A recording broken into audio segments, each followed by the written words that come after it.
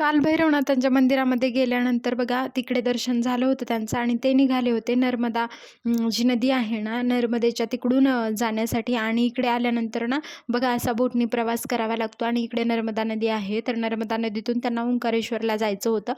इकडे म्हणजे बोटनी आपल्याला प्रवास करून जावा लागतो आणि त्यांनी मला हा व्हिडिओ पाठवला होता. बघा खूप सुंदर असं वाटतंय आणि नर्मदा नदीचं दर्शन माझं तर पहिल्यांदाच झालेलं आहे. आणि इकडे ना बघा किती मोठं नदीपात्र आहे नर्मदा मातेचं. आणि ते निघाले होते तिकडे नर्मदा परिक्रमा, म्हणजे इकडे नर्मदा परिक्रमा करण्यासाठी वगैरे खूप भाविक भक्तगण येत असतात. आणि अशा प्रकारे मग ते तिथून आपल्याला ओंकारेश्वर जे ज्योतिर्लिंग आहे ना, ते ओलांडून तिकडे नदीमधून जायचं असतं. तर ओंकारेश्वर ज्योतिर्लिंगाचं जे दर्शन आहे ते सुद्धा त्यांनी मला व्हिडिओ पाठवलेला आहे. तर मी तुम्हाला पुढे दाखवते.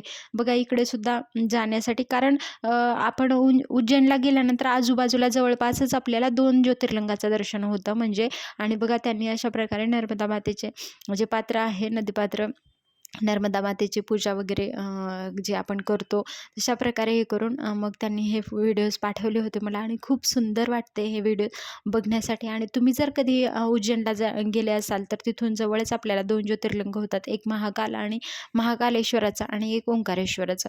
तर हे 2 खूप सुंदर ज्योतिर्लिंग आपल्याला बघायला मिळतात. जाण्यासाठी तसं ट्रेनचा प्रवास महाराष्ट्रातून आपल्याला करावा लागतो. आणि बघा इकडे आपण पोहोचलेलो आहोत जवळच, आता 2 मिनिटाच्या अंतरावरतीच. आता ओंकारेश्वर ज्योतिर्लिंग मंदिर जे आहे मी तुम्हाला दाखवते. बघा नर्मदा मातेचं पात्र जे आहे कसं पाणी आहे आणि इथून आपल्याला पाणी घेऊन कोणी कोणी पुढे जात असतात ओंकारेश्वरलाच. ते पाणी जे आहे महादेवाला घेऊन जात असतात. तर त्यांनी सुद्धा ते पाणी घेतलं होतं आणि मग नंतर पुढे ते ओंकारेश्वर दर्शनासाठी निघाले होते. नर्मदा